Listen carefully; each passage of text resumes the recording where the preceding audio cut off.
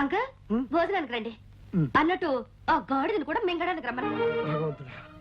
ఈ పిల్ల తిట్లు విని 10 రోజుల్లో వాడు పారిపోకుండా చూడు. ఇదేమిటి ప్రసాదమా? కాదు, ఈ పూట మీ భోజనం. ఇంత కొంచెమా? నేను పాకే రోజుల్లో కూడా ఫుల్ మీల్స్ తినేవాడిని. అందుకే మీకు కొలెస్ట్రాల్ ఎక్కువైంది. దగ్గరుండి తక్కువ తినిపించమని డాక్టర్ గారు చెప్పారు కదండి. ఏ డాక్టర్? అలా తెలియనట్టు మాట్లాడితేనేమిటండి? పెళ్ళయ్యాక మనం మీ డాక్టర్ ఫ్రెండ్ ఇంటికి వెళ్ళినప్పుడు ఆయన ఏం చెప్పారు? మిమ్మల్ని డైటింగ్ చేయమని చెప్పారు కదా, వెంటనే మర్చిపోతారేమిటండి? ఇది డైటింగ్ లో లేదు, ఉపవాసంలో ఉంది. నిజమేనమ్మా, మరీ కొంచెం అన్నం తిని ఎలా ఉండగలడమ్మా? మీరు ఊరుకోండి. నా భర్త ఆరోగ్యం మంచి చెడ్డ అన్ని నేనే చూసుకోవాలి కదా. అది కాదు కళ్యాణి, అర్ధరాత్రి ఆకలేసి హరేమంటే ఎందుకు ఆకలేస్తుంది? ఫస్ట్ క్లాస్ విటమిన్స్ కలిపిన జ్యూస్ తయారు చేశాను. ఓ జ్యూస్ ఉందా? బతికించావు. వీళ్ళు తొందరగా పట్ట. విష్ణు, నీ ఆరోగ్యాన్ని ఇంతలా చూసుకునే భార్య దొరకటం నిజంగా నీ అదృష్టమే. మరి ఎవరు అనుకున్నావో, షీఈ్ మై డాటర్. ఆహా, అన్నం కొంచెం పెట్టినా కొంచెం జ్యూస్ తీసుకొచ్చావు. థ్యాంక్స్. తాగండి. 20 పచ్చి కోకలు కలిపిండి తయారు చేశాను. నాకొద్దు అంకుల్. నో విష్ణు, తాగు. It's as good as medicine. అందులో ఐరన్ కంటెంట్ ఉంది, తాగే. ఐరన్ ఉందా? అయితే నువ్వు తాగు. చూడండి డాడీ, తాగమని చెప్పండి. విష్ణు, కమాన్ కమాన్ కమాన్. నాకొద్దు అంకుల్. ఏం పర్వాలేదు, నాకొద్దు.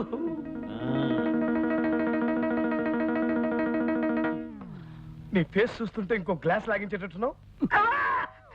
ఏమైంది? పచ్చిమిరపకాయ నవిలే వంట. నీకు మంట, నాకు చేదు. పర్వాలేదులే, పడుకోబోయేటప్పుడు బాగా పంచదార వేసుకుని గ్లాసులు పాలు తాగు, సరిపోతుంది. అలాగే అంకుల్. కళ్యాణి, పాలు తీసుకుని రూమ్ కురా.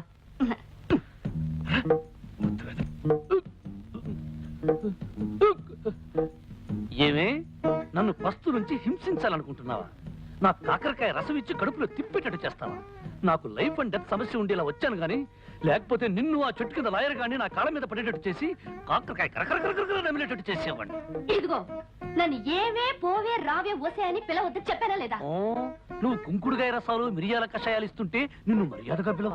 కళ్యాణి, ఇదిగో అత్తగారు నా కోసం పాలు తెచ్చినట్టుంది, పోయి తే.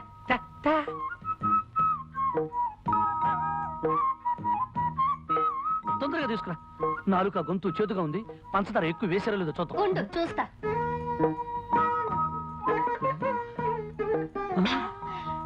పంచదార సరిగ్గా సరిపోయింది. ఆహా, గేదె కుడితే తగినట్టు ఏం తగేవే. కుళ్ళిపోయిన ఉల్లిపాయ మొహం. నీదే అరిగిపోయిన పచ్చడి పండ మోహం. పోవే, దోమల వాళ్ళని జీడిపాకం ముద్ద. జింగిరి పింగిరి పొంగిరి టక్కరి లట్ట. ఏమిటి అంత పొడవుగా ఉంది? ఇంకా చాలా పొడుగుంది. దీనికి అర్థం చెప్తే నీ ప్యాంట్ ఫ్యాన్ కి బిగించి ఊరేసుకుని చస్తావు. ఇదిగో, నువ్వేం తిట్టినా భరించి కూర్చోడానికి నేను లంగా ఓణి వేసుకుని కూర్చోలేదు. దెబ్బకు దెబ్బ, వేటుకు వేటు. నిరసన దాకనే తర్వాత చెప్తాను. పని వచ్చమ్మతల్లో.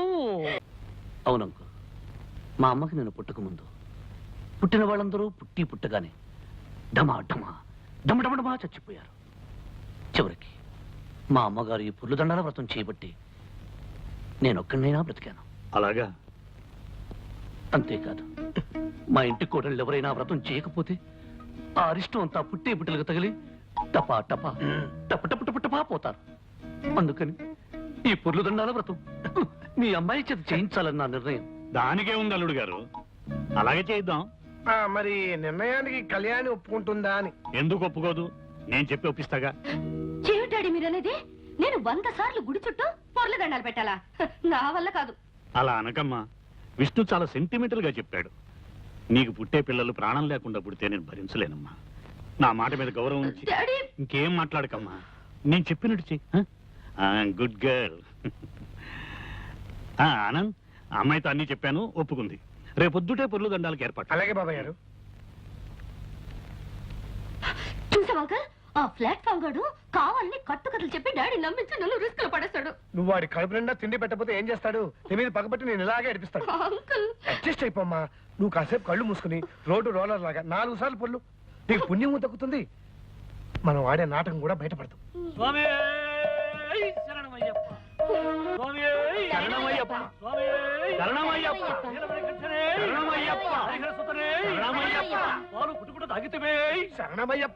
అల్లుడు గారు, పాలు తాగటం అంకుల్, ఆనాడు అయ్యప్ప స్వామి పులిపాలు తాగాడు కదా, అది. పస్తులు పెట్టితివే, ఇరుకున్న పెట్టితివే. శరణమయ్యప్ప. అందరూ ఇవన్నీ స్వామివారి స్తోత్రాలే. అవును బాబాయ్ గారు, మీరు అమెరికాలో ఉన్నారు కదా, ఈ స్తోత్రాల గురించి మీకు తెలియవు. స్వామి శరణమయ్యప్ప!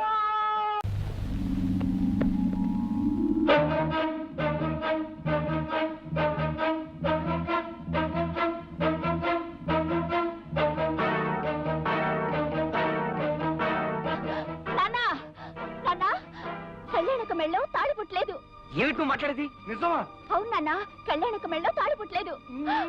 ఎంత మంచివారు చెప్పావమ్మా. చాలు, ఈ పాయింట్ చాలు. వెంటనే పథకం రెడీ.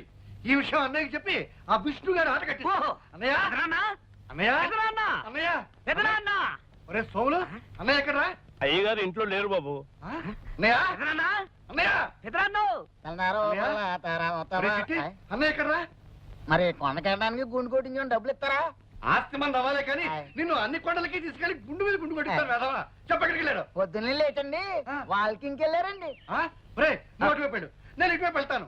అన్నయ్య ఎక్కడ కనిపించినా సరే కళ్యాణి మెడలో తాలిపొట్టు లేదు, ఇదంతా దొంగ నాటకం అని చెప్పే. మరి నేనండి. నువ్వు అటువైపు వెళ్ళు. అన్నయ్య, అన్నయ్య,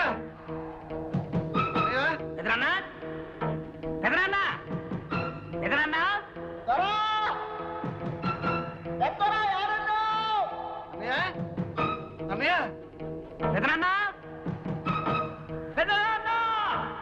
అన్నయ్య, అన్నయ్య, త్వరా!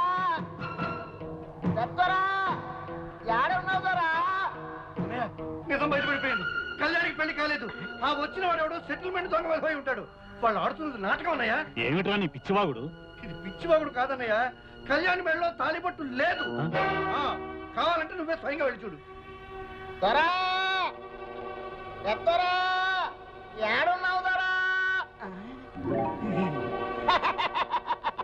విష్ణుబాబు, నువ్వు దొంగబాబు అన్న విషయం తెలిసిపోయింది. కళ్యాణమ్మ మెళ్ళలో తాలిబొట్టలేదన్న విషయం ఇంట్లో వాళ్ళందరికీ తెలిసిపోయింది. ఈ విషయం పెద్దయ్య గారికి చెప్పడానికి వెళ్తున్నాను. నువ్వు వెంటనే ఊరు వెళ్ళిపోవచ్చు. చెప్తా.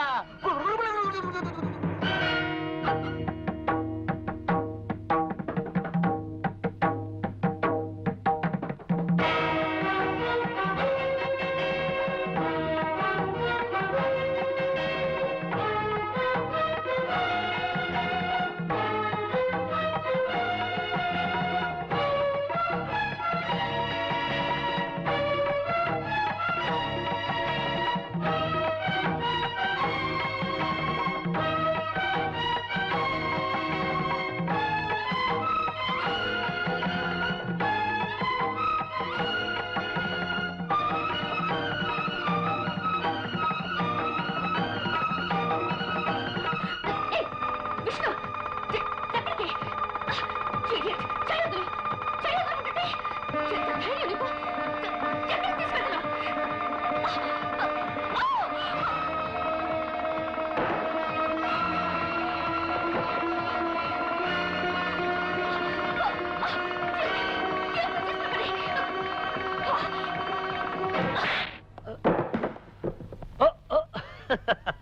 అంకుల్, కురుక్షేత్రం డ్రామాలో పడక సీన్లో శ్రీకృష్ణుడు ఎలా పడుకుంటాడు చూపించమంది. చూపిస్తున్నాను. ఎలా ఉంది పొజిషన్ అంకుల్?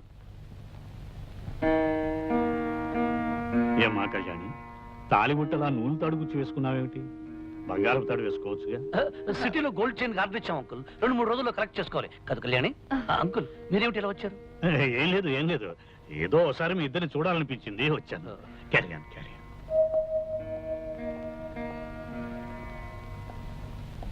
నిజమేమిటో ఇప్పుడు అర్థమైందా అన్నయ్య? అర్థమైందిరా. లేనిపోని కల్పించి కాపరాలు కూరదోసే బుద్ధి మీకు ఇంకా పోలేదని అర్థమైంది. నువ్వు సరిగ్గా చూసా. మీ తండ్రి కొడుకులు ఇద్దరు ఏదైనా పిచ్చాసుపత్రిలో చేరారు. విన్నారుగా, వెళ్ళి చారండి.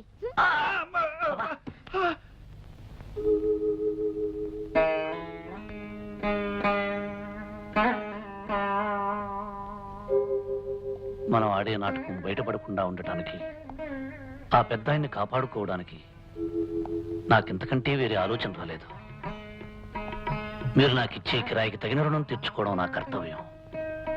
మీ దగ్గర తీసుకుంటున్న డబ్బుకి ఏమాత్రమైనా న్యాయం చేయకపోతే నేను కిరాయి మనిషిని అవుతానే కానీ నిజమైన మనిషిని కాను.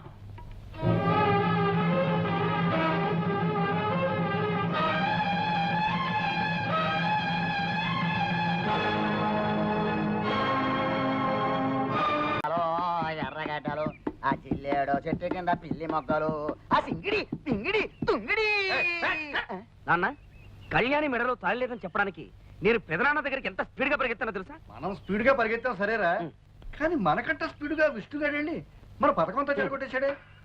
అసలు వాడికి ఎవరు ఆ చెప్పారు? కొండకి గుండెకి డబ్బులు ఇస్తే నేను చెబుతా రేయ్, పాట ఆపు చెప్పు. చెప్పంటారా చెప్పరా? చెప్పనా ఆ. విష్ణుకి నేనే చెప్పా ఏమని చెప్పారా బుజ్జి? కళ్యాణం మెళ్ళలో తాలిబొట్టలేదు, నీ నాటకం బయటపడిపోయింది, నువ్వు తొందరగా పెట్టి బేడా సర్దుకుని ప్రయాణం కట్టే అని చెప్పేశాను. ఇప్పుడైనా డబ్బులు ఇస్తారా? నీకు కొండ మీద కాదురా.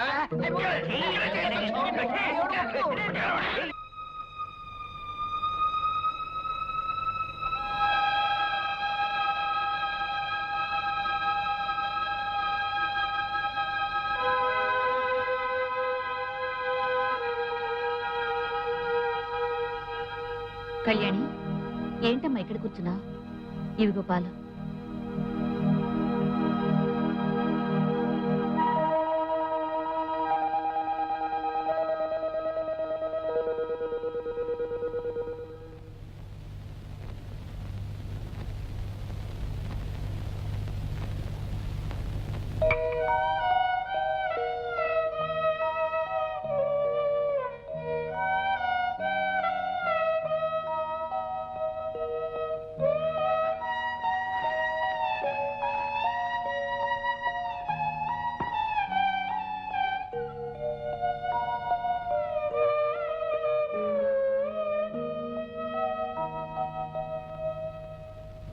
అన్నయ్య కళ్ళకు కనిపించొద్దన్నప్పటి నుంచి ఇలా స్తంభాల చాటున పూల కుండీల చాటున పెరట్లో కూర్చుని అన్నం తినాల్సి వస్తుందిరా. అందరూ కూరేసుకొని అన్నం తింటారు, చారేసుకొని అన్నం తింటారు, మరి ఇలా ముసుగేసుకొని అన్నం తినే పరిస్థితి తెచ్చావు కదా నాన్న. ఓ పని చేయరా, చెప్పు. ముసుగు తీసేసి గడ్డి తిను. అబ్బా ఏమండి, అమ్మాయిని చూసేలేని మగపిల్లి వారు ఈ రోజు వస్తున్నారట. ఆ? వాళ్ళొచ్చి పెద్ద ఆయన్ని కలిసి మీరు చెప్పిన గొప్పలన్నీ అబద్ధాలని చెప్తే ఏమవుతుందో తెలుసా? ఏమవుతుంది? ఏమవుతుందా? ముసుగేసుకొని అన్నం తింటాను కూడా నోరుండదు, నోట్లో చెయ్యి ఉండదు, తలకాయ ఉండదు. నోరు మియ్యరా, పరిస్థితి అంతవరకు రాకుండా మంచి పథకం వేస్తాను. పెళ్లివారు వస్తున్న కారుకి మధ్యలోనే బ్రేక్ వేసి వాళ్ళని సైంధవుళ్ళ ఆపేస్తాను. డాడీ అప్పనాన్న పితాజీ బాపు. రేయ్, ఏదో ఒక వెరైటీలో పీచాడవరా. బాపు, పిలు. పెళ్లివారి కారు ఎట్నుంచి వస్తుందని నీ ఉద్దేశం? ఎట్నుంచా? మ్. ఆ చెట్ల మధ్య నుంచి వస్తుందిరా. ఓహో, పెళ్లివారి కారు చెట్ల మధ్య నుంచి. ఒట్ట సన్యాసి, కంకిపాడు నుంచి వచ్చాక ఇటు నుంచి వస్తుంది, పట్టణం నుంచి వచ్చాక ఇటు నుంచి వస్తుంది. పెళ్లివారు పట్టణం నుంచి వస్తారు కనుక ఇటు పక్క నుంచి. అరే, నువ్వు మాట్లాడినట్టు పెళ్లివారు కారు వెళ్ళిపోతుంది. ఆపని చెప్పు, పరిగెత్తు, గట్టిగా అరవరా. నాన్సెన్స్. ఏమిటిదంతా? ఈ ఎస్టేటు ఆస్తిపాస్తులు అన్ని తనవేనని వాడు మీతో చెప్పడం, అది మీరు నమ్మి వాడి కూతురుతో పెళ్లికి ముహూర్తం నిశ్చయించుకోవడానికి రావటం చాలా విచిత్రంగా ఉంది. ఎరా, వీళ్ళకి అబద్ధాలు చెప్పి నా కళ్ళు గప్పి ఈ పెళ్లి చేద్దాం అనుకుంటున్నావా? అది కదన్నయ్య, నేను అలా చెప్పడంలో నా ఉద్దేశం. Don't talk. నా పరువు ప్రతిష్టలకి మచ్చ తెచ్చే ఏ విధవా ఇక్కడ ఉండటానికి నేను ఒప్పుకోను. వెంటనే నీ పెళ్ళాం బిడ్డలు తీసుకుని ఈ ఎస్టేట్ విడిచి వెళ్ళిపో. బావుగారు, మీరే అలా అంటే మేమేమైపోతాం? ఇది మీ కన్న కూతురు లాంటిదే. ఈ పెళ్లి ఆగిపోతే దీని బ్రతుకు అన్యాయం అయిపోతుంది. ఆ బుద్ధి నీ భర్తకు ఉండాలి.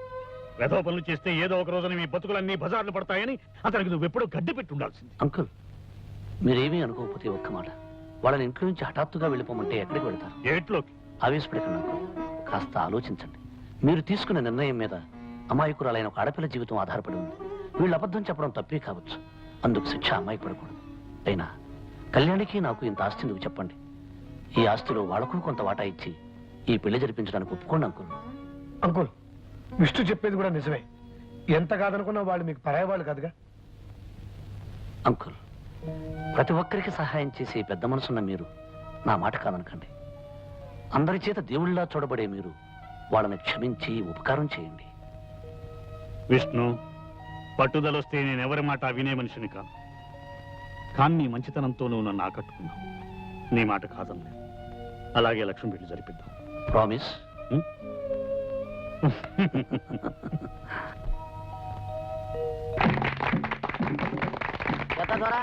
తమరి పుట్టినరోజు మాకు పండగ రోజు. మీరు కలకాలం చల్లగుండాలా. మీ అభిమానానికి కృతజ్ఞుణ్ణి. పెద్ద దొర, ఈ ఏళ అమ్మాయి గోరుతో అల్లుడు గోరుతో ఈడకొచ్చినందుకు మాకు చాలా సంతోషంగా ఉన్నది. మీ తర్వాత మాకు పెద్ద దొరగా ఉండాలని ఈ తాయెత్తు ఈ మెడలో కడుతున్నాను. మీ ఇద్దరు సిలకా గోరింకల్లా